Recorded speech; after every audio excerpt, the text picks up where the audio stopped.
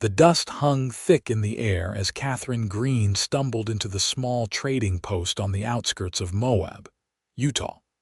Her dress torn at the hem, and her dark hair falling loose from what had once been a respectable bun. She gripped the wooden counter with trembling fingers, her chest heaving as she fought to catch her breath, knowing that at any moment her father's men might round that bend in the canyon road and drag her back to the life she had just escaped. The man behind the counter looked up from his ledger, his weathered face creasing with concern as he took in her disheveled appearance. Before he could speak, the door swung open again, and Catherine's heart nearly stopped until she realized it was not her pursuers but a tall cowboy with sandy hair and eyes the color of a summer storm. He carried himself with an easy confidence, his hand resting naturally on the revolver at his hip, and when those storm-colored eyes met hers, something shifted in the stifling air of that dusty room. "Please," Catherine whispered, her voice cracking. "I need somewhere to hide. Just for a little while." The cowboy's gaze sharpened, taking in her fine dress despite its current state, the pearl earrings she still wore, and the fear written plainly across her pale face. He stepped closer, and Catherine found herself backing against the counter, her body coiled tight as a spring. "Someone chasing you, miss." His voice was low and steady, with a warmth that seemed at odds with the danger she knew he represented simply by being a man in this territory. Catherine's eyes darted to the window, where she could see the red rock formation stretching endlessly toward the horizon. She had come so far already, fled from her family's ranch outside of Santa Fe, New Mexico, traveled for 3 days with barely any rest, and spent the last of her money on a stage coach ticket that had only brought her this far. She had nothing left, no plan beyond putting as much distance as possible between herself and the marriage her father had arranged with a cattle baron twice her age, a cruel man whose first wife had died under suspicious circumstances. "I'm running from my family," she confessed, the words tumbling out before she could stop them. The truth felt both liberating and terrifying, hanging in the air between them like smoke from a gunshot. The cowboy studied her for a long moment, and Catherine braced herself for rejection, for him to turn away and leave her to whatever fate awaited when her father's men arrived. Instead, he took another step closer, close enough that she could smell leather and sage and something else uniquely him, and when he spoke, his words were soft but certain. "Then run straight into my arms." Catherine stared at him, unable to process what she had just heard. "What?" "You heard me right." He gestured toward the door. "I've got a place about 5 miles from here up in the canyons. Good hiding spot. Your family's men won't find you there unless they know exactly where to look, and I'm guessing they don't. Why would you help me? You don't even know me." Suspicion warred with desperation in Catherine's chest. She had been raised to be wary of strangers, especially men who made generous offers, but she was also running out of options with every second that passed. The cowboy removed his hat, revealing sandy hair that fell across his forehead. "Name's Austin Quincy. I've been where you are in a way. My father wanted me to follow in his footsteps, become a lawyer back in Philadelphia, wanted to control every aspect of my life. So I left, came out here, made my own way. I know what it's like to need to be free." He extended his hand. "And I don't abide by men who force women into situations they don't want. Call it a personal code." Catherine looked at his outstretched hand, calloused and strong, honest in a way that the soft hands of her intended had never been despite all their wealth and polish. She placed her hand in his, feeling the warmth of his grip, the steadiness of it. "Catherine Greene," she said. "And I appreciate your help more than you know, but I have to be honest with you. I have no money. I can't pay you for your protection." Austin's expression remained unchanged. Didn't ask for payment. Come on, we need to move before whoever's following you gets here." He turned to the man behind the counter. "Bill, if anyone comes asking about a young woman, dark hair, fancy dress, you haven't seen anything." Bill nodded slowly. "Didn't see a thing, Austin. You folks have a safe ride." Outside, the September sun beat down mercilessly on the red earth. Austin led Catherine to where his horse, a sturdy buckskin mare, was tied to the hitching post. He swung up into the saddle with practiced ease, then reached down for Catherine's hand. "Put your foot on mine and I'll pull you up," he instructed. Catherine hesitated only a moment before complying. She had ridden plenty before, but always side saddle on her father's well-bred horses, always with a groom nearby to ensure her safety. This was different. Austin pulled her up behind him with surprising strength, and she found herself pressed against his back, her arms instinctively wrapping around his waist to keep her balance. "Hold tight," Austin said. And then they were moving, the horse's powerful muscles bunching and releasing beneath them as they left the trading post behind and headed into the maze of red rock canyons that surrounded Moab. Catherine pressed her face against Austin's shoulder, her heart pounding for reasons that had nothing to do with fear anymore. She could feel the steady rhythm of his breathing, the warmth of his body even through the fabric of his shirt, and something inside her that had been locked tight for so long began to crack open. They rode in silence for what felt like hours, but was probably less than one, winding through narrow passages where the canyon walls rose high on either side, blocking out the sun and turning the world into shades of crimson and shadow. Finally, Austin guided the horse up a steep incline that Catherine would have sworn was impossible to climb. But the mare took it with the confidence of long practice, and they emerged onto a small plateau hidden from view by the surrounding rock formations. A cabin sat nestled against the canyon wall, small but well-built, with a sturdy corral nearby where two more horses grazed peacefully. A creek ran along one edge of the clearing, its water sparkling in the dappled sunlight that filtered through the cottonwood trees growing along its banks. "This is your home?" Catherine asked as Austin dismounted and helped her down. Her legs trembled as her feet touched solid ground, whether from the ride or the events of the past few days she could not say. "For the past 3 years," Austin confirmed. He led the mare to the corral, untacking her with efficient movements while Catherine stood uncertainly in the middle of the clearing, suddenly aware of how out of place she must look in her fine dress and pearl earrings. When Austin finished with the horse, he turned back to her, his expression gentler than before. "You look like you're about to fall over. When's the last time you ate?" Catherine tried to remember. "Yesterday morning, I think. Maybe the morning before. The days have run together." Austin shook his head and gestured toward the cabin. "Come on.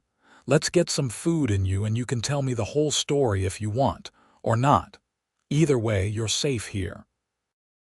Inside, the cabin was sparse but clean, with a stone fireplace taking up most of one wall, a sturdy table with 2 chairs, a narrow bed in one corner, and shelves lined with supplies and books. Catherine's gaze snagged on the books, surprised to find a collection of poetry alongside what looked like agricultural journals and a worn copy of Shakespeare's plays. Austin noticed her looking. "Just because I chose to leave civilization doesn't mean I wanted to leave all of it behind," he said with a hint of amusement. He moved to the fireplace and began building up the fire that had burned down to coals. "Sit, please. You're making me nervous hovering there like you expect the floor to open up and swallow you." Catherine sat, smoothing her ruined dress over her knees, a gesture of habit more than effectiveness. She watched Austin work, his movements economical and practiced as he prepared what looked like it was going to be a simple meal of beans, bacon, and cornbread. The domesticity of it struck her as strange. In her world, men did not cook their own meals or tend their own fires. They had servants for that or wives. "How old are you, Mr. Quincy?" Catherine asked suddenly, then felt her face heat with embarrassment at the forward question. Austin glanced over his shoulder, one eyebrow raised. "Austin is fine, and I'm 26. You?" "22." Catherine folded her hands in her lap. "My father says I'm too old to still be unmarried. That's part of why he arranged the marriage with Ernest Dalton. Ernest is 53 and looking for a young wife to give him more heirs. His first wife died 2 years ago. People say she fell down the stairs, but the doctor who examined her body told someone in confidence that her injuries didn't match that kind of fall." Austin's hand stilled on the pot he was stirring. "Your father wanted you to marry a man who likely murdered his first wife." "My father wanted me to marry a man with money and influence." Catherine's voice came out bitter. "He didn't care about anything else. My mother died when I was 15, and since then, my father has become someone I don't recognize. All he cares about is expanding his ranch, making more money, gaining more power. I'm just another asset to him now, another piece to trade for advantage." Austin was quiet for a moment. Then he came to the table and set down a plate of food in front of her. The smell made Catherine's stomach clench with sudden, desperate hunger, and she had to force herself not to fall on the food like a starving animal. "Eat," Austin said gently. "We can talk after." Catherine ate slowly at first, then faster as her body remembered what it felt like to be nourished. Austin sat across from her with his own plate, eating in companionable silence, not pushing her to speak or explain herself further. When she finally set down her fork, the plate clean, she felt more human than she had in days. "Thank you," she said quietly, "for the food, for bringing me here. For not asking questions you have every right to ask." Austin leaned back in his chair, studying her with those storm-colored eyes. "You don't owe me explanations, Catherine, but I do need to know what kind of trouble is following you so I can be prepared. How many men would your father send?" "At least 4 or 5, Catherine admitted. "His foreman, Marcus, and whatever ranch hands he trusts most. They're all loyal to him and they're all armed. Marcus especially is dangerous. He's been with my father for 15 years, and he would do anything my father asked without question." "Did they see which direction you went when you left Moab?" Catherine shook her head. "I don't think so. I bought a ticket on the stage, but I got off at the trading post instead of staying on until the next town. I was hoping that would throw them off my trail, make them think I went further than I did." Austin nodded thoughtfully. "That was smart. They'll likely follow the stage route at least at first. That buys us some time." He paused, then added carefully, "How long are you planning to hide? Because eventually, you're going to have to figure out what comes next. You can't spend the rest of your life running." The question hit Catherine like cold water. She had been so focused on getting away, on putting distance between herself and the marriage that awaited her, that she had not truly thought beyond the immediate escape. What would she do? Where would she go? She had no money, no skills beyond those expected of a rancher's daughter, no family to turn to for help. "I don't know," she admitted, hating the helplessness in her own voice. "I just knew I couldn't marry Ernest. I couldn't let my father sell me off like a horse at auction. I thought if I could just get far enough away, I could find work somewhere, maybe as a teacher or a seamstress. I can read and write, and I'm decent with a needle. Teaching positions are hard to come by and most towns want references," Austin said, but his tone was not unkind. "Seamstress work is possible, but Moab's small. Not much call for fancy dressmaking out here. Most women make their own clothes or buy ready-made." Catherine felt despair rising in her chest like floodwater. "So what am I supposed to do?" Austin was quiet for a long moment, his gaze steady on hers. Then he said, "You could stay here." Catherine blinked. "What?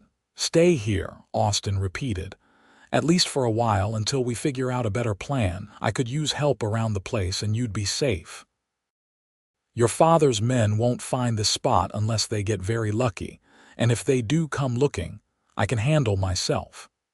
His hand drifted unconsciously to the revolver at his hip. "I can't ask you to do that," Catherine protested, even as hope bloomed treacherous and bright in her chest. "You've already done so much, and you don't even know me.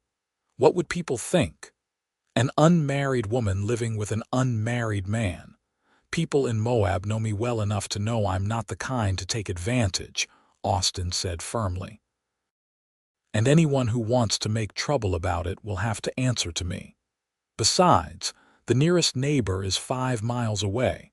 It's not like we'll have folks dropping by for tea every afternoon." Catherine wanted to say yes more than she had wanted anything in a long time. The cabin was small and simple, but it was peaceful in a way her father's grand ranch house had never been. And Austin, this stranger who had shown her more kindness in a few hours than her own father had in years, made her feel something she had almost forgotten was possible: safe. "Are you sure?" she asked, hating the tremor in her voice. "I don't want to impose, and I don't want to bring trouble to your door." Austin reached across the table and covered her hand with his. The touch sent a shock through Catherine's entire body, warmth spreading from the point of contact like ripples in still water. "I'm sure," he said. "And as for trouble, well, I've handled worse than a few angry ranch hands. You let me worry about that." Catherine looked down at their joined hands, his rough and tanned from work, hers softer but marked now with dirt and small scratches from her flight through the wilderness. She turned her hand over, lacing her fingers through his, marveling at how right it felt. "Okay," she whispered. "I'll stay. At least for a little while." Austin smiled then, a real smile that transformed his face from merely handsome to something that made Catherine's heart skip beats. "Good. Now you look like you're about to fall asleep sitting up. You take the bed tonight. I'll make a bedroll by the fire." "I can't take your bed," Catherine protested, but Austin was already standing, moving to gather blankets from a trunk in the corner. "You can and you will," he said firmly. "You've been through enough without spending the night on a hard floor. We'll figure out better sleeping arrangements tomorrow, but for tonight, this is how it's going to be." Catherine was too exhausted to argue further. She stood on shaky legs and moved to the bed, sitting on the edge of the thin mattress. It was nothing like the feather bed she had grown up sleeping in, but it looked like paradise at that moment. Austin turned his back, giving her privacy, and Catherine quickly removed her boots and the outer layer of her dress, leaving her in her chemise and petticoat. She slipped under the rough blanket, and despite everything, despite the fear and uncertainty that still lurked at the edges of her mind, she felt her eyes growing heavy almost immediately. "Austin," she called softly into the gathering darkness as he banked the fire. "Yeah." "Why are you really helping me? The truth." She heard him pause in his movements. When he spoke, his voice was low and honest. "Because 3 years ago, when I first came out here, I was lost and half-starved and had no idea how to survive in this country. An old rancher named Tom found me wandering in the desert and took me in, taught me everything I know about living out here. He died last winter, and I wasn't able to repay him for his kindness. Maybe this is my chance to pay it forward. Maybe I just can't stand by when someone needs help. Or maybe," and here his voice softened further, "maybe from the moment you walked into that trading post, something in me recognized something in you. Like calls to like, Catherine. We're both running from the lives other people tried to force on us. Catherine felt tears prick at her eyes. "Thank you," she whispered, "for seeing me." "Sleep now," Austin said gently. "Tomorrow we'll start figuring out the rest." Catherine closed her eyes and let sleep take her, dreamless and deep. She woke to the sound of someone moving around the cabin and the smell of coffee. For a confused moment, she could not remember where she was, and then it all came rushing back. The flight from Santa Fe, the trading post, Austin with his storm-colored eyes and his impossible offer of sanctuary. Sunlight streamed through the cabin's single window, and Catherine sat up, disoriented by how late it appeared to be. At home, she had always risen before dawn to oversee the household staff. Here, the sun was already well up in the sky. Austin stood at the fireplace, pouring coffee into 2 tin cups. He turned when he heard her move, and Catherine felt suddenly self-conscious in her disheveled state, her hair loose and wild around her shoulders, her dress wrinkled beyond redemption. "Morning," Austin said. "Hope you don't mind, but I let you sleep. You looked like you needed it." "What time is it?" Catherine asked, pushing her hair back from her face. "Nearly 9. I've already fed the horses and checked the perimeter. No sign of anyone looking for you." He brought her one of the cups of coffee. "It's strong. Hope that's all right." Catherine accepted the cup gratefully, wrapping her hands around its warmth despite the day already promising to be hot. She took a sip and nearly choked. He had not been exaggerating about the strength. Austin laughed at her expression. "Takes some getting used to. I can make it weaker if you want." "No, it's fine," Catherine said once she caught her breath. "I'll adapt." She stood, acutely aware of her state of undress even though she was more covered than she would be in an evening gown. "I need to do something about my appearance. I look like I've been dragged behind a horse." "There's a creek out back," Austin said, carefully keeping his gaze on her face. "Water's cold but clean. I can give you some privacy if you want to wash up. And I might have an old shirt and some trousers you could wear while we clean your dress. They'll be too big, but they'll be more practical than what you've got on." The thought of wearing men's clothing would have scandalized Catherine a week ago. Now it just seemed practical. "That would be wonderful, thank you." Austin gathered the promised clothing from the trunk, along with a sliver of soap and a towel that had seen better days but was clean. He handed them to Catherine, then collected his rifle from where it leaned against the wall. "I'll be within shouting distance," he said, "but I'll make sure I'm not looking your direction. You take your time." Catherine made her way out of the cabin and around to the back, where the creek ran clear and cold over smooth stones. Cottonwood trees provided some cover, and she could hear Austin moving away, giving her the privacy he had promised. She stripped down quickly, folding her ruined dress carefully despite its condition. It was the last piece of her old life, and even though that life was something she was running from, it still felt momentous to set it aside. The water was shockingly cold when she stepped in, but Catherine gritted her teeth and forced herself to submerge completely. She scrubbed herself with the soap, washing away days of dust and fear and sweat, and when she finally emerged, she felt reborn. The shirt Austin had given her was soft from many washings, and it hung on her like a tent, the hem reaching past her thighs. The trousers were even more ridiculous, requiring her to roll up the legs multiple times and cinch the waist tight with the belt he had provided. She must look absurd, but she felt freer than she had in her most expensive dress. When she returned to the cabin, Austin was waiting outside, his back turned as promised. He glanced over when he heard her approach, and something flashed in his eyes before he quickly looked away again. "Better?" he asked. "Much," Catherine confirmed. She felt her face heat under his gaze, even though he was being nothing but respectful. "Though I probably look ridiculous." Austin turned fully then, and his expression was serious. "You look like someone ready to start a new life," he said simply. "That's not ridiculous at all." The words sent warmth through Catherine's chest, and she found herself smiling despite everything. "So what happens now?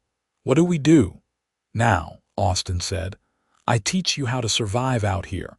If you're going to stay, even temporarily, you need to know how things work. How to shoot, how to ride properly, how to tell which plants are safe to eat and which will kill you. How to read the weather and the land. It's not the life you're used to, Catherine, but it's a good life if you're willing to learn." Catherine squared her shoulders. "Then teach me. I'm willing." And so began what Catherine would later think of as her education in living. Austin proved to be a patient teacher, showing her first how to handle his spare revolver, a Colt that felt heavy and foreign in her hand. He taught her how to load it, how to aim, how to squeeze the trigger rather than pull it. They set up targets against the canyon wall, and Catherine practiced until her arm ached and her ears rang from the shots. "You're a natural," Austin said after she hit the center of the target 3 times in a row. "Good eye, steady hand." The praise warmed Catherine more than it probably should have. She had spent so much of her life being told what she was doing wrong, what she needed to improve, how she was failing to live up to expectations. Having someone acknowledge something she was doing right felt revolutionary. Next came riding lessons.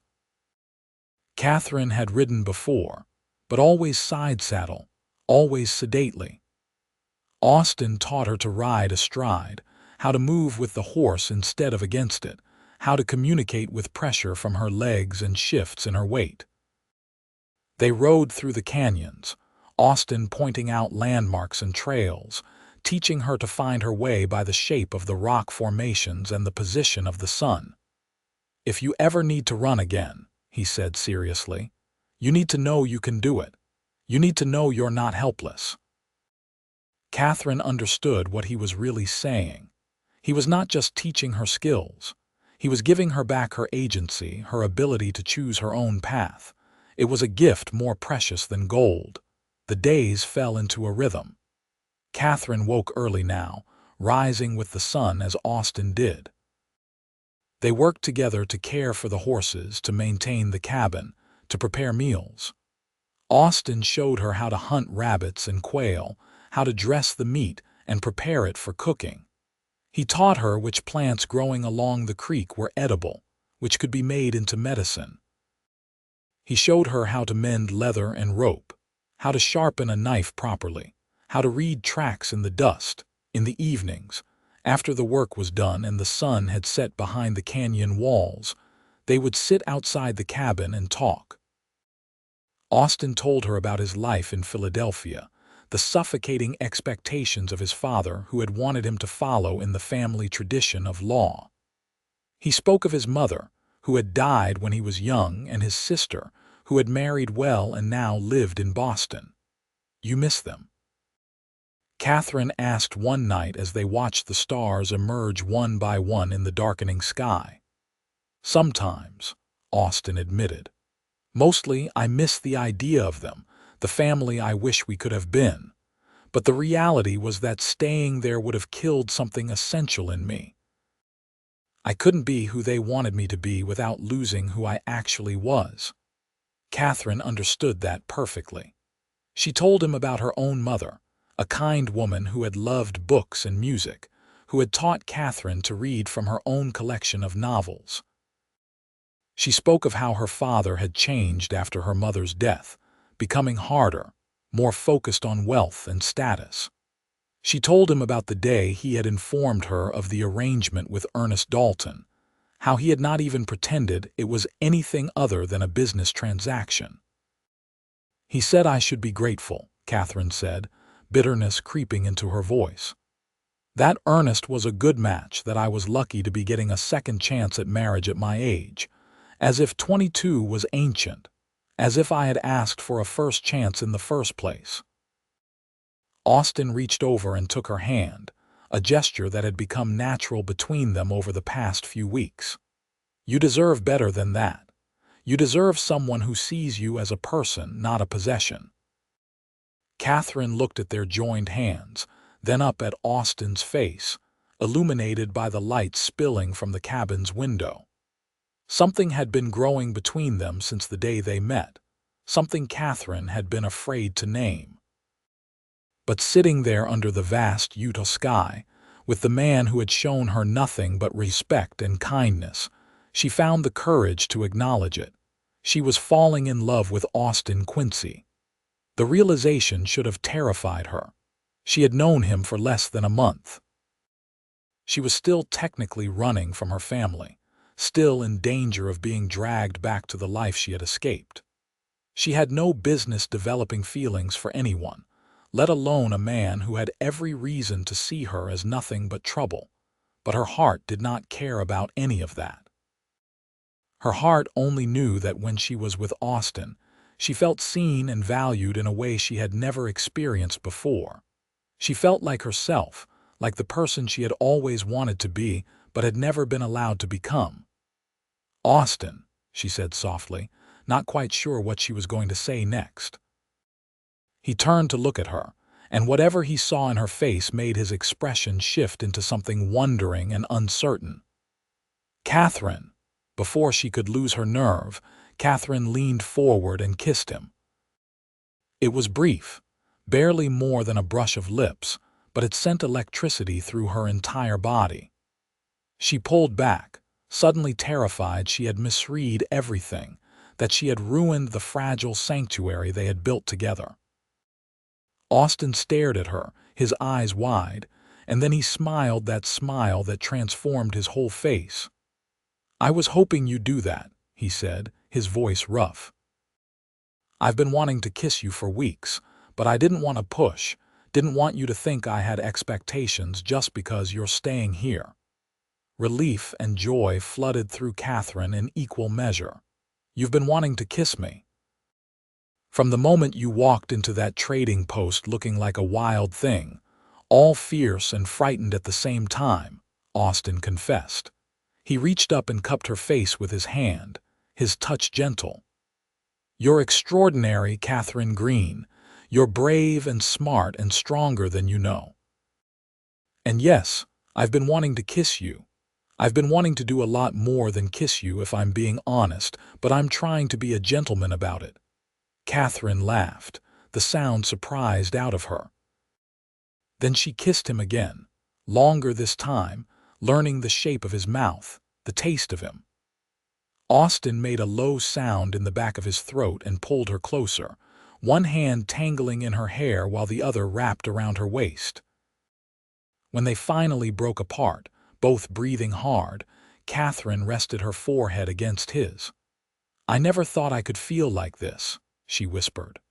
"I thought marriage was just something you endured, something that was done to you rather than something you chose. But this, what I feel when I'm with you, it's nothing like what I imagined." "What do you feel?" Austin asked, his thumb tracing slow circles on her hip. Catherine pulled back enough to look him in the eyes. "Like I'm home. Like I'm exactly where I'm supposed to be. Is that crazy?" "We barely know each other." "We know each other better than most people do after years of courting," Austin countered. "We've lived together, worked together, talked about things that matter. I know you're stubborn and determined, that you have a quick mind and a quicker temper when something's unjust. I know you sing when you think no one's listening, that you're scared of spiders but not of guns, that you read poetry before bed when you think I'm asleep. I know that you're kind even when you have every reason not to be, that you're generous even though you have nothing to give." He kissed her forehead gently. "So no, Catherine, it's not crazy, because I feel the same way." They sat together under the stars for a long time after that, wrapped in each other's arms, talking in low voices about everything and nothing. Eventually, the night grew cold enough that they had to go inside, and this time, without discussion, they shared the narrow bed, Austin's arms around Catherine as she pressed her back against his chest, both of them fully clothed but together in a way that felt more intimate than anything Catherine had experienced before. "I love you," she whispered into the darkness, unsure if Austin was still awake. His arms tightened around her. "I love you too," he whispered back. "Sleep now. We'll figure out the rest tomorrow." But tomorrow came with complications they had not anticipated. Catherine was hanging laundry on the line Austin had strung between two cottonwood trees when she heard the sound of horses approaching.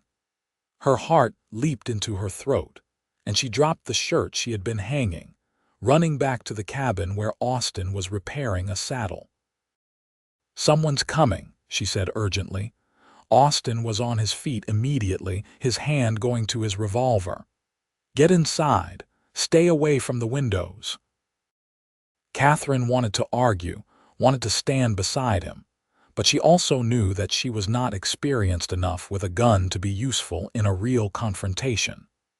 She retreated into the cabin, taking up a position where she could see out the window without being easily spotted from outside. Two riders emerged from the canyon pass, and Catherine's blood ran cold when she recognized one of them. Marcus, her father's foreman, sat astride a big roan horse, his weathered face set in grim lines. The man with him was younger, one of the newer ranch hands Catherine did not know well. Austin stood in the clearing, his stance relaxed but ready, his hand resting casually on his revolver. Catherine could see the tension in his shoulders, the way his eyes tracked every movement the approaching riders made. Marcus pulled his horse to a stop about 20 feet from Austin. His gaze swept the clearing, taking in the cabin, the corral, the laundry line with its incriminating evidence of a woman's presence. "Help you gentlemen with something?" Austin asked, his voice pleasant but with an edge underneath that Catherine had not heard before. "Looking for someone," Marcus said. His voice was rough like gravel grinding together. "Young woman, dark hair, goes by the name Catherine Greene. Her father's real worried about her. She ran off a few weeks back and we're trying to bring her home safe." "Why would she be here?" Austin asked mildly. "Heard tell a young woman matching her description was seen at the trading post in Moab," Marcus said. "You were there that day too. Figure you might have noticed her." "I might have," Austin allowed, "but I see a lot of people at the trading post." "Can't say I recall anyone specific." Marcus's eyes narrowed. "Her father's offering a reward for her safe return, $500. That's a lot of money to turn down." "It is," Austin agreed, "but I'm afraid I can't help you now. If you'll excuse me, I have work to get back to." He turned as if to go back to the cabin, and Catherine's heart clenched with fear. She knew Marcus would not give up that easily. She was proven right a moment later when Marcus's voice rang out, sharp and commanding. "That laundry on your line looks mighty small for a man your size." Austin stopped and turned back slowly. "I do my own washing. Sometimes things shrink." "Don't play games with me, Quincy," Marcus said, his hand moving to the rifle in his saddle holster. "I know she's here. I can see the evidence plain as day. Now you can hand her over peacefully, or we can do this the hard way. But either way, Miss Greene is coming back with me." "No, she's not," Austin said, and his voice had gone flat and dangerous. "Because Miss Greene is an adult woman who has every right to decide where she wants to be and who she wants to be with, and she's chosen to stay here. That's the end of it." "Her father has legal rights," Marcus argued. "She's his daughter, and he has the right to bring her home." "She's 22 years old," Austin shot back. "She doesn't need her father's permission to live her own life. And if you think I'm going to let you take her back to be forced into a marriage she doesn't want, you're sadly mistaken." The young ranch hand with Marcus looked uncomfortable, shifting in his saddle. Marcus, however, looked increasingly angry, his face flushing red above his beard. "You got no claim on her," Marcus said. You're just some drifter who's probably been taking advantage of a scared girl. Now step aside, or I'll move you aside." Austin's hand moved to his revolver, not drawing it but making his intent clear. "I'm giving you one chance to turn around and ride out of here. Go back to Mr. Greene and tell him his daughter is safe, healthy, and exactly where she wants to be. If he wants to see her, he can come here himself and ask her like a civilized human being. But I will not let you drag her anywhere against her will." For a long, tense moment, nobody moved. Catherine could see Marcus calculating his odds, weighing whether he could take Austin in a gunfight. She held her breath, her hand clutching the spare revolver Austin had taught her to use, ready to help if it came to violence even though she was terrified. Then Marcus slowly moved his hand away from his rifle. "This isn't over," he said coldly. "Mr. Greene isn't going to take kindly to some cowboy thinking he can steal his daughter." "Nobody stole anybody," Austin said evenly. "Catherine made her own choice.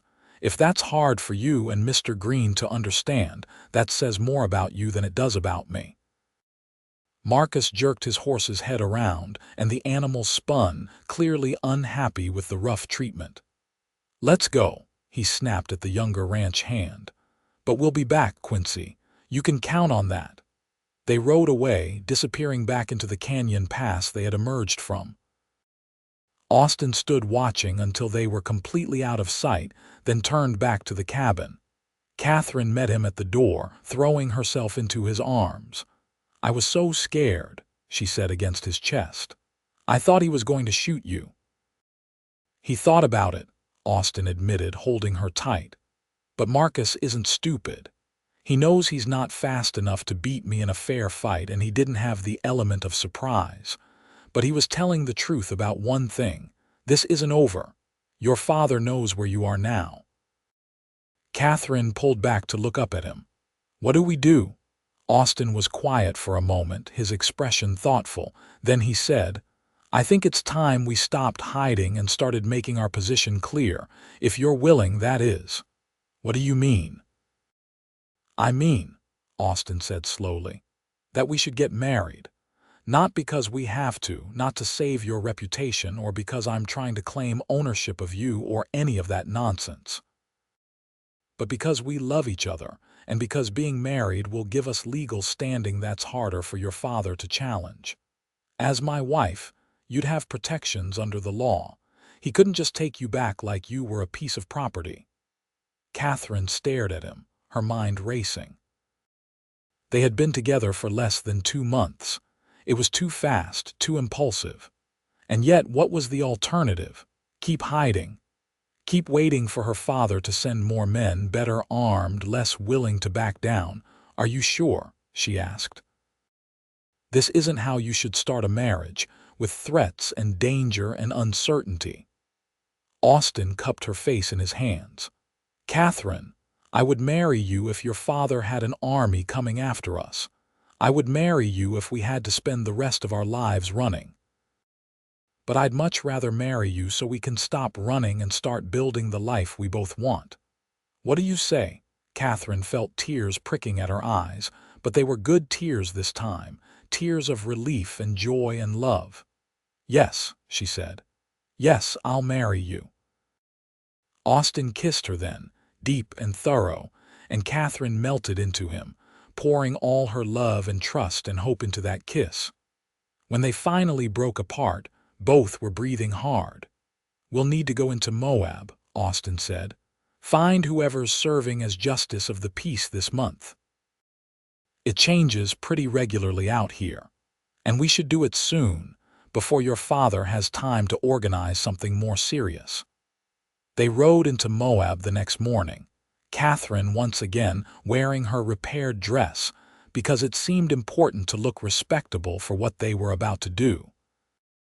The town was small, just a collection of buildings clustered along the main road, but it had everything necessary for frontier life, including a general store, a saloon, a boarding house, and a small church.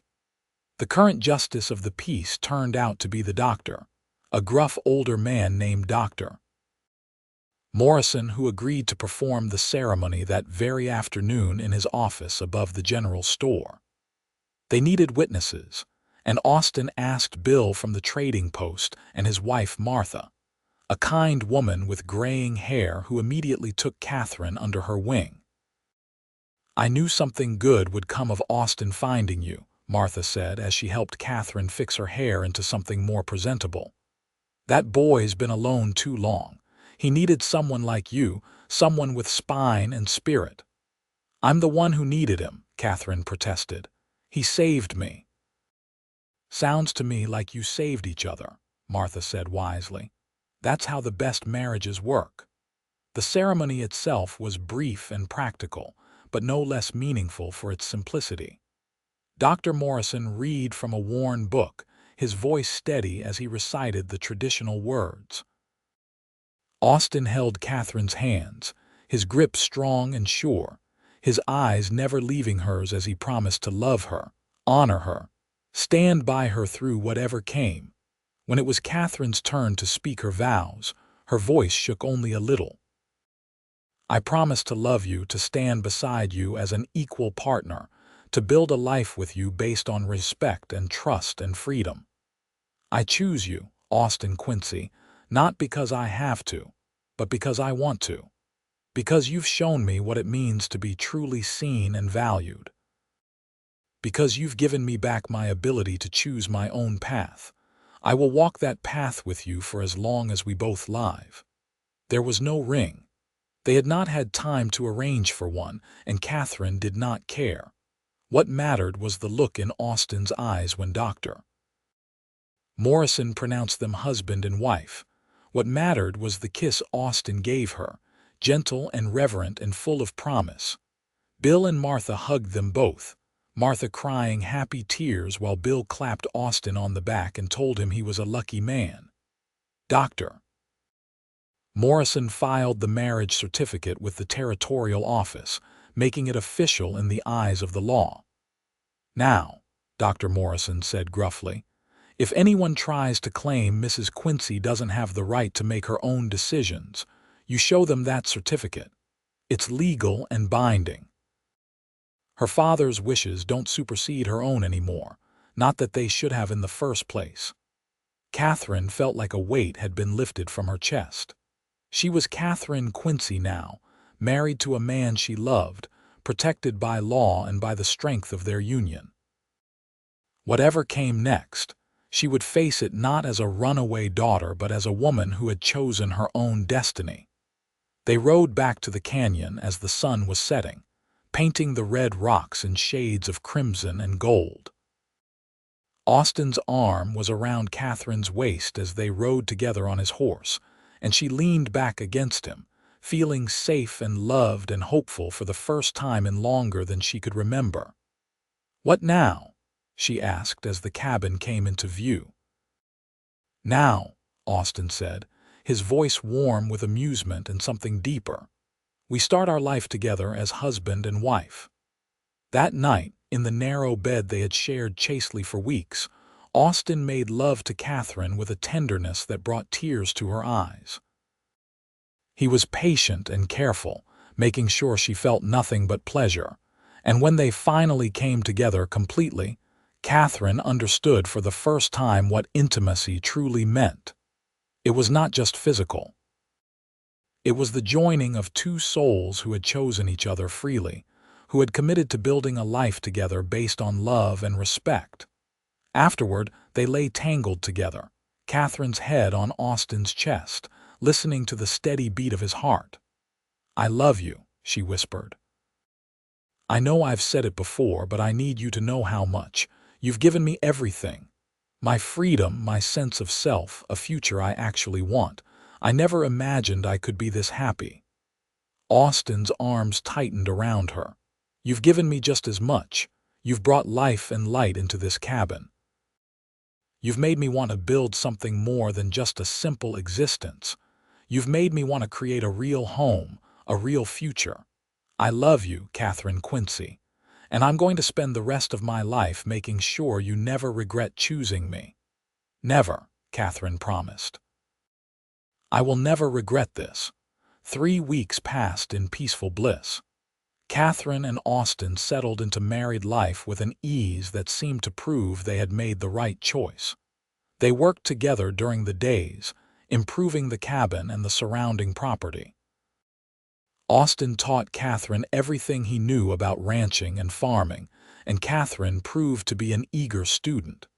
She had a natural talent for working with the horses, and under her care, the small herd began to thrive. They talked about the future, about eventually expanding their operation, maybe buying some cattle or sheep. Austin had some money saved, and combined with the income from occasionally working as a guide for travelers wanting to explore the canyon country, they had enough to start small. Catherine wrote a letter to her father, Austin helping her compose it. She explained that she was married now, that she was happy and safe, and that she hoped he could accept her choice. She did not expect forgiveness, but she hoped for understanding. They sent the letter with a traveling merchant heading toward Santa Fe, and then they waited. The response came not by letter but in person, 2 months after their wedding. Catherine was in the garden she had started near the cabin, coaxing vegetables from the red soil, when she heard horses approaching. This time there was no chance to hide or prepare. Her father, Robert Greene, rode into the clearing at the head of a group of 6 men, including Marcus. Catherine stood slowly, her hand instinctively moving to the revolver she now wore at her hip as naturally as Austin wore his. Austin emerged from the corral, his expression carefully neutral as he assessed the situation. Robert Greene was an imposing man, tall and broad-shouldered despite his 58 years. His hair was more gray than brown now, and his face was lined with years of hard living and harder decisions. But his eyes, the same dark brown as Catherine's, were sharp and missed nothing as he took in his daughter's appearance. "Catherine," he said, his voice carrying across the clearing. "Father," Catherine replied, proud that her voice was steady. Robert dismounted, his movements stiff from the long ride. He walked toward Catherine, stopping several feet away, close enough to see her clearly but far enough to respect her space. His gaze swept over her, taking in the practical dress she wore, the revolver at her hip, the dirt under her nails from working in the garden. "You look different," he said finally. "I am different," Catherine replied. "I'm happy, I'm free, I'm living the life I want." Robert's jaw tightened. "You threw away everything I built for you, everything I arranged. Ernest Dalton was a good match. You would have been wealthy, secure, respected." "I would have been miserable," Catherine shot back, "or dead like his first wife." "But I suppose that didn't matter to you as long as you got your business arrangement." Robert flinched as if she had struck him. For a moment, something that might have been pain flashed across his face. Then his expression hardened again. "I wanted what was best for you." "No, Father. You wanted what was best for your ranch, for your business interests. You stopped thinking about what was best for me the day Mother died." The words hung in the air between them like gun smoke. Robert looked at his daughter, really looked at her, and Catherine saw the moment he truly understood what he had lost. "I loved your mother," he said quietly. "When she died, I didn't know how to keep going except to throw myself into work, into building something that would last. I thought if I could give you security, wealth, position, I was being a good father. I thought that was what mattered." "What mattered was letting me make my own choices," Catherine said, but her voice was softer now. "What mattered was asking me what I wanted, what I dreamed about.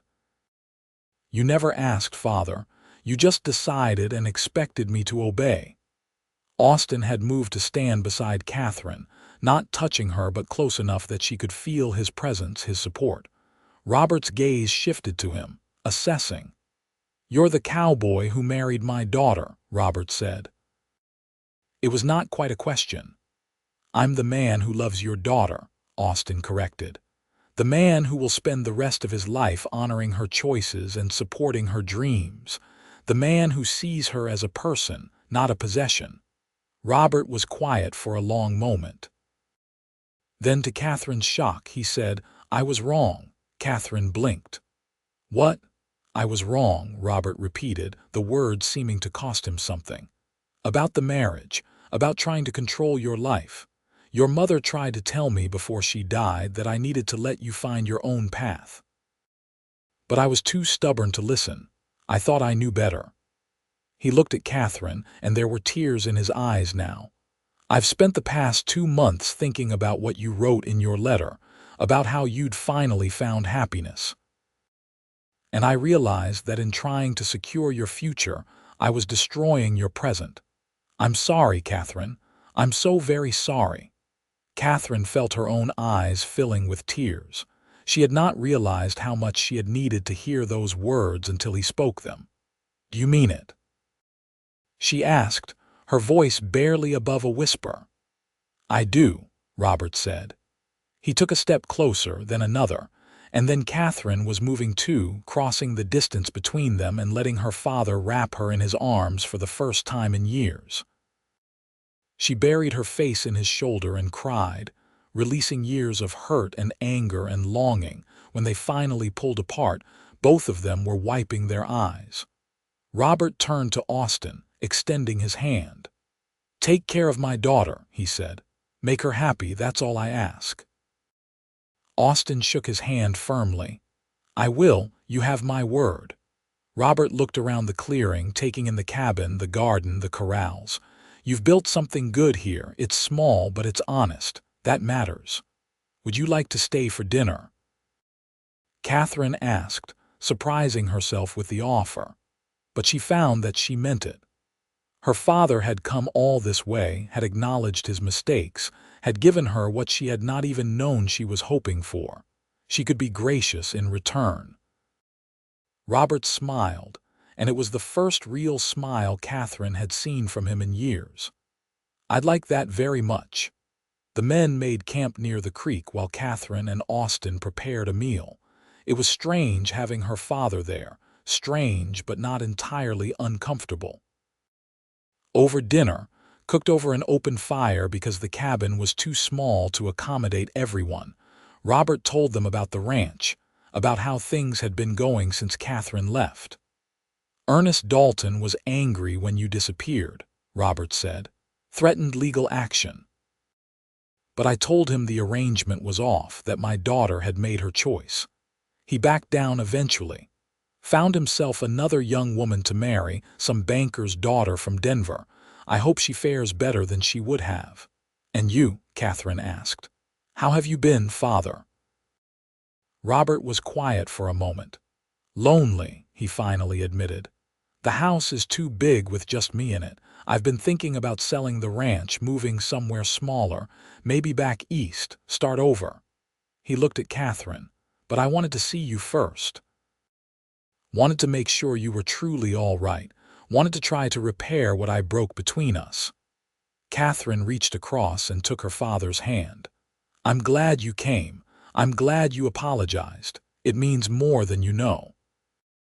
They talked late into the night, father and daughter beginning the slow process of rebuilding their relationship. Austin sat beside Catherine, his hand resting on her knee, providing silent support as she navigated this unexpected reconciliation. When Robert and his men finally rode out the next morning, Catherine stood beside Austin and watched them go with mixed emotions. She was glad her father had come, glad they had spoken honestly, but she was also relieved to see him leave. This was her home now, her life, built on her own terms with the man she loved. "You all right?" Austin asked, slipping his arm around her waist. "I am," Catherine said, leaning into him. "It feels like something that was broken has started to heal. Not completely, not yet, but it's a beginning." "Good," Austin said. He kissed the top of her head. "Everyone deserves a chance to make things right." Life settled into a new rhythm after that. Catherine received letters from her father every few weeks, updates on his life and his decision to sell the ranch and move to San Antonio, where he had friends and could start fresh. The letters were tentative at first, careful, but gradually they became warmer, more personal. Catherine wrote back, sharing news of her life with Austin, of the improvements they were making to their property, of the dreams they were building together. Spring arrived, bringing with it new life and new possibilities. Catherine discovered she was pregnant on a sunny April morning, and the joy she felt was matched only by the joy in Austin's eyes when she told him. "We're going to have a baby," he said wonderingly, his hand moving to rest on her still flat stomach. "We're going to be parents. Are you happy?" Catherine asked, suddenly nervous. They had not specifically planned for a child this soon, though they had not been taking any precautions either. "Happy," Austin laughed and swept her up in his arms, spinning her around until she squealed with delight. "Catherine, I'm thrilled." Terrified and overwhelmed and completely thrilled. They spent the months of Catherine's pregnancy preparing for the baby's arrival. Austin built a cradle from cottonwood he cut near the creek, sanding it smooth and carving simple designs into the wood. Catherine sewed clothes from fabric Martha helped her buy in town, tiny garments that seemed impossibly small. Catherine's pregnancy was not easy. The summer heat was brutal, and there were days when she felt too sick and exhausted to do anything but lie in bed. But Austin was there through all of it, patient and caring, never complaining about the extra work he had to do or the interrupted sleep when Catherine could not get comfortable. "You're going to be an amazing father," Catherine told him one night as they lay together, Austin's hand resting on her swollen belly, feeling their child move and kick inside her. "I hope so," Austin said quietly. "I want to be nothing like my father was. I want our children to know they're loved for who they are, not for who we want them to be. I want them to know they always have choices, that they can build whatever life makes them happy." "They will know," Catherine promised. "We'll make sure of it." Their son was born on a cold November morning, arriving with the first snow of the season. The birth was long and difficult, and there were moments when Catherine was terrified she would not survive it. But Martha was there to help, having ridden out from town when Catherine's contractions started, and her steady presence and experience made all the difference. When Catherine finally held her son in her arms, red-faced and squalling but perfect, she felt something shift fundamentally inside her.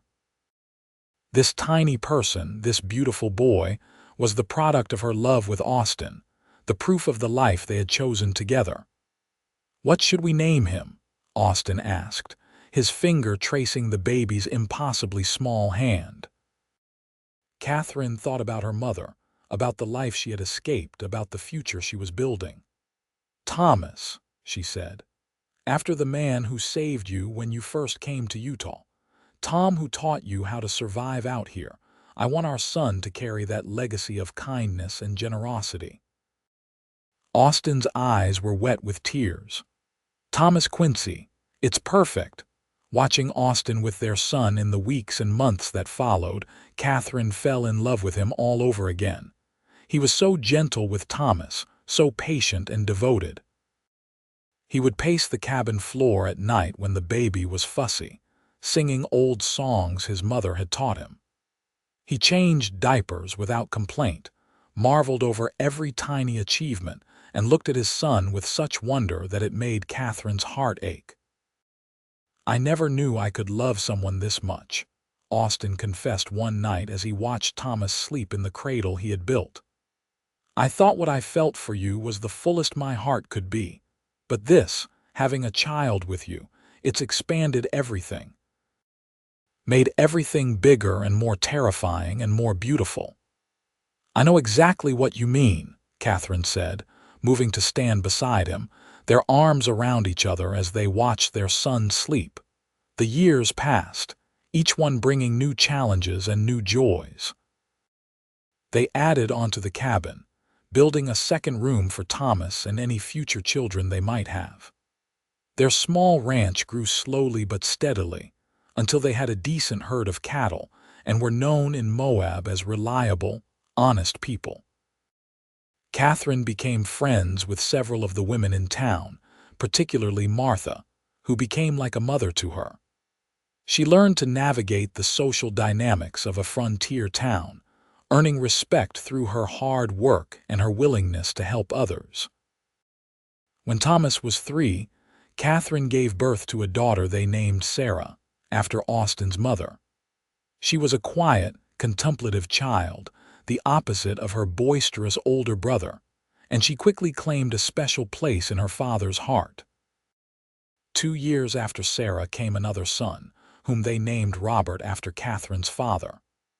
By then, Robert Greene had moved to San Antonio and was living a quieter life, but he visited every year, bringing gifts for his grandchildren and slowly rebuilding his relationship with his daughter. The name was both an honor and a healing, a way of acknowledging that people could change, could grow, could make amends for past mistakes. Life was not always easy. There were droughts that killed crops, winters so harsh that they lost livestock, and illness that swept through the territory, taking lives indiscriminately.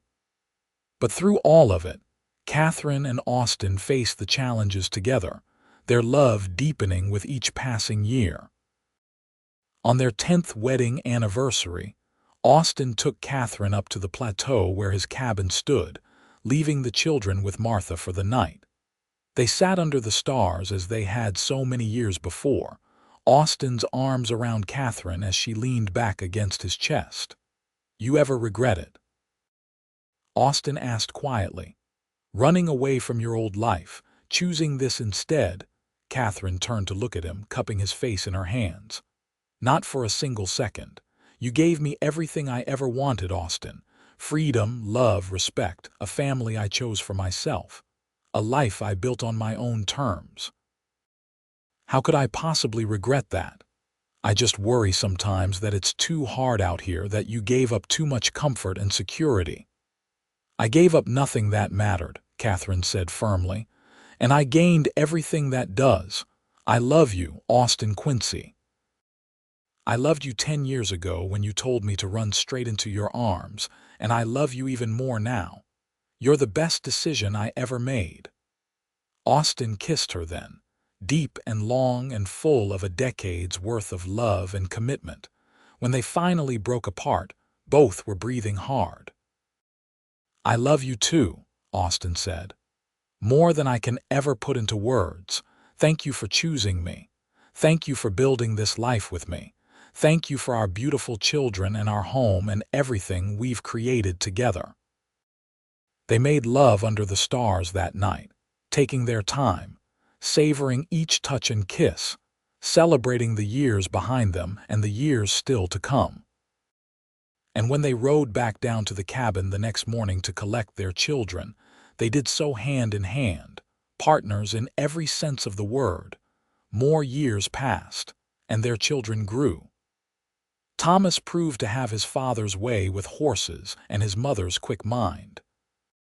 Sarah became known throughout the territory for her artistic talent, painting landscapes of the red rock country that people came from miles around to purchase.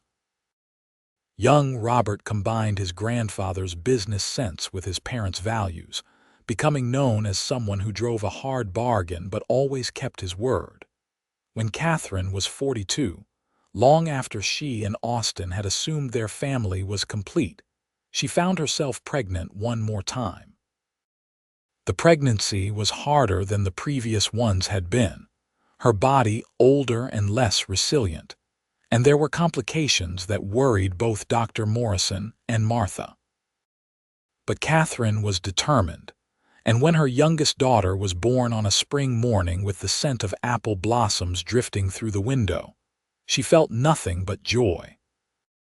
They named her Alina, and she was a surprise gift, a late blessing, a child who brought laughter and light into their home during the difficult years of the Civil War that raged far to the east, but still affected the territories. Austin was 50 when Alina was born, his sandy hair now streaked with silver, lines around his eyes from years of squinting into the sun. But he was still strong and vital, still the man Catherine had fallen in love with all those years ago in a dusty trading post when she was running from her family and her fate. 4 children, Austin said wonderingly, holding tiny Alina in his arms while their other 3 children crowded around to see their baby sister. 4 amazing, beautiful children. How did we get so lucky? We chose each other, Catherine said simply. And we built something real from that choice. The children grew, as children do. Thomas married a local girl named Annie and started his own ranch nearby. Sarah moved to Denver to pursue her art, though she visited regularly and never forgot where she came from. Robert went into business in Salt Lake City, becoming prosperous and respected while maintaining the values his parents had instilled in him. Alina, the youngest, stayed close to home, helping her aging parents run the ranch and caring for them as they grew older. She eventually married a teacher who had come to Moab to start a school, and they built a house on the property near the original cabin, keeping the family together. Catherine was 63 when her father died in San Antonio. She made the long trip for his funeral, Austin and all their children accompanying her. They buried Robert Greene next to the wife he had lost so many years before, and Catherine stood at the graveside feeling a complicated mixture of grief and forgiveness and gratitude. Her father had made terrible mistakes, but he had also owned them, had tried to make amends, and in the end, had given her his blessing to live her life as she chose. "Goodbye, Father," she whispered, placing a flower on his grave. "Thank you for finally understanding. Thank you for letting me go so I could find my way home." Austin took her hand, and they walked away from the cemetery together, their children surrounding them, heading back to the train that would take them home to Utah, to the Red Rock country, to the life they had built together. The years continued to pass, gentle and full. Catherine and Austin grew old together, their bodies becoming slower and more fragile, but their love remaining as strong as ever. They spent their days sitting on the porch of the cabin Austin had expanded so many times. It barely resembled the small structure Catherine had first stumbled into all those years ago. They watched their grandchildren play in the same creek where Catherine had washed away her old life and stepped into her new one. "You remember that day at the trading post?" Catherine asked Austin one summer evening as the sun set behind the red rocks, painting the sky in shades of orange and purple. She was 70 now, her dark hair gone white, her body bent with age, but her eyes were still bright and sharp. "Every detail," Austin said. He was 74, his once strong body now frail, but his mind remained clear, and his love for Catherine as fierce as it had been 50 years ago. "I remember thinking you were the bravest person I'd ever met, walking in there looking like you'd fought off an army but still standing tall. I remember knowing, right in that moment, that you were going to change my life. You told me to run straight into your arms," Catherine said, smiling at the memory. "The most romantic thing anyone had ever said to me, and it came from a stranger who owed me nothing." "I was never a stranger," Austin said softly. "From the moment our eyes met, you were mine and I was yours. We just hadn't acknowledged it yet." Catherine reached over and took his hand, her fingers intertwining with his as naturally as they had for half a century. "I would do it all again," she said. "Every hardship, every struggle, every moment of fear and uncertainty. Because it all led me to you, to this life, to our family. You gave me everything, Austin." "We gave each other everything," Austin corrected. "That's how it works when two people truly choose each other." They sat together in companionable silence, watching the stars emerge one by one in the darkening sky, the same stars they had watched on their wedding night and on countless nights since.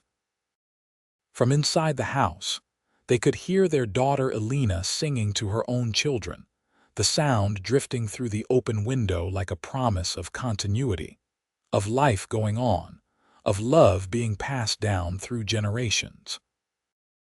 Austin died peacefully in his sleep one cold January night when he was 78 years old.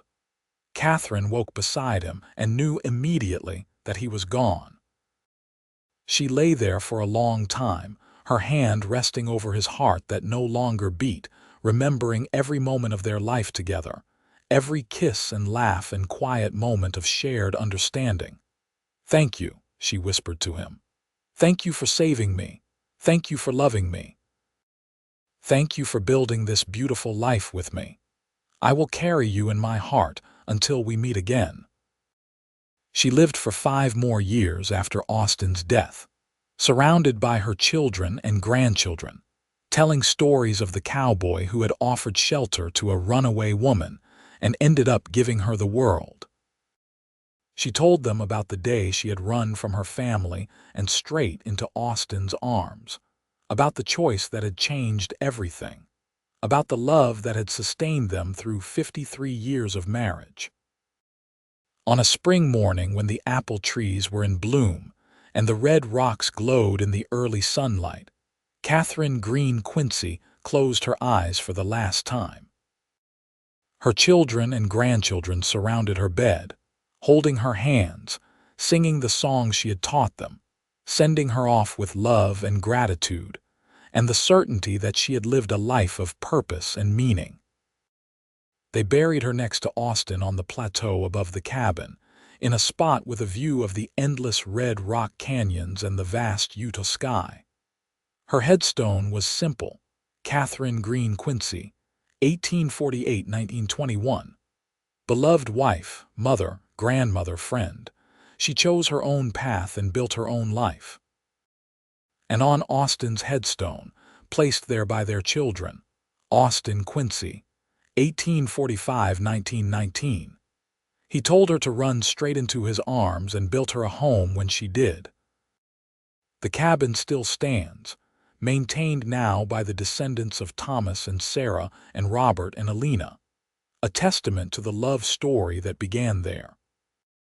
Visitors come sometimes, tourists exploring the canyon country, and the family tells them the story of Catherine and Austin, of a woman who ran from her family and a cowboy who offered her sanctuary, of a love that transformed both their lives and created a legacy that endures.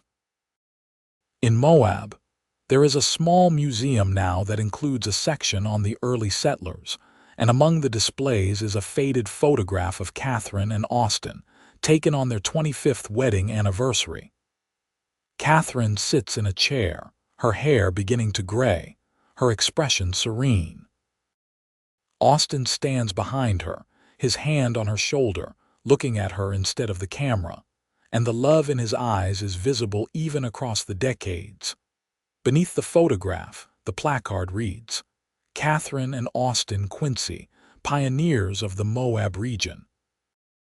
Their story reminds us that the American West was built not just on conquest and expansion, but on individual acts of courage and kindness, on people who chose to help each other, to build communities, to create homes in the wilderness.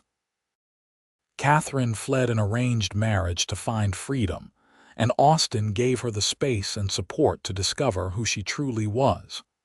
Together, they built a family and a legacy that continues to this day. And in the small cemetery on the plateau where they rest together, the wind whispers through the cottonwood trees, carrying with it the echo of words spoken more than a century ago. "I'm running from my family.